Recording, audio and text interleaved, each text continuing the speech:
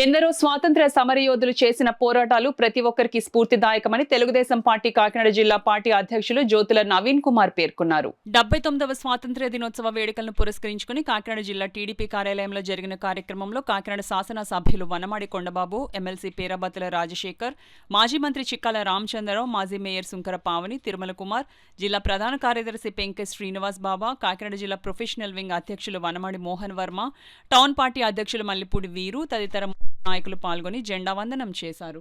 అనంతరం జాతీయ గీతం జనగణమన వందే మాతరంను సమూహంగా గీతాలాపన చేశారు. ముందుగా మహాత్మా గాంధీ చిత్రపటానికి ఎన్టీఆర్ విగ్రహానికి పూలమాలలు వేసి ఘన నివాళులర్పించారు.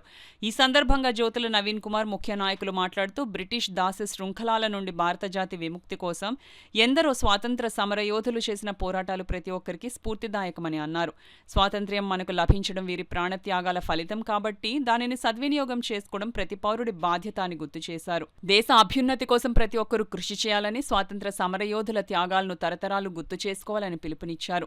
కార్యక్రమంలో కొల్లా అప్పారావు, వొమ్మి బాలాజీ, చెప్పిడి వెంకటేశ్వరరావు, మట్టా ప్రకాష్ గౌడ్, మెంటారావు, సీతయ్య దొర, నురుకుర్తి వెంకటేశ్వరరావు, కాకినాడ రామారావు, బచ్చు శేఖర్, గదల సాయిబాబా, చింతలపూడి రవి, జిలాని, పిల్లి రాముడు తదితర నాయకులు, కార్యకర్తలు పాల్గొన్నారు. సాధ్యమైనంత వరకు కూడా ఎంతవరకు చేయాలో శాంతియుతంగా మహాత్మా గాంధీ లాంటి నాయకులు వచ్చి దాన్ని శాంతియుతంగా ఈనాడు స్వాతంత్రాన్ని సంపాదించడం విధానం మన అందరికీ తెలుసు. దానికి మరి అనేక విధాలుగా కష్టపడినటువంటి ఎవరైతే ఉన్నారో ఆ శ్రమ ఫలితంగా మనకి ఆగస్టు 15వ తారీఖున మనకి వచ్చి 1947 సంవత్సరంలో మనకు స్వాతంత్రం లభించింది.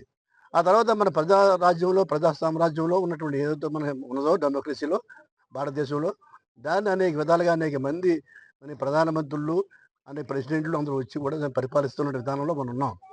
అటువంటి మంచి పరిపాలన చేస్తూ వస్తూ మరి ఈనాడు మనకి భారీ ఎత్తున ప్రపంచంలో చాలా వెనకబడి ఉండేవాళ్ళు మనం. దేశంలో ఉన్నటువంటి ఈనాడు మోడీ గారి నాయకత్వాన్ని ముందుకు వెళ్తా ఉంది ఈనాడు.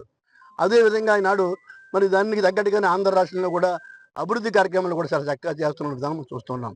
ఈనాడు అనేక విధాలుగా పేద వర్గాల సంక్షేమం కోసం పాటుపడుతున్నారు, రైతుల సంక్షేమం కోసం పాటుపడుతున్నారు. ఈనాడు అన్ని వర్గాలు కూడా ప్రతి వర్గానికి కూడా మహిళా సంక్షేమం కోసం, ఇతరుల సంక్షేమం కోసం, యువతకి ఏం చేయాలని ప్లాన్ చేస్తున్నారు. ఈనాడు డెవలప్ అవుతుంది. ఈనాడు ఆంధ్ర రాష్ట్రంలో ఈనాడు అనేకమైనటువంటి ఫ్యాక్టరీలు మనకు రాబోతున్నాయి, ఇండస్ట్రీస్ రాబోతున్నాయి.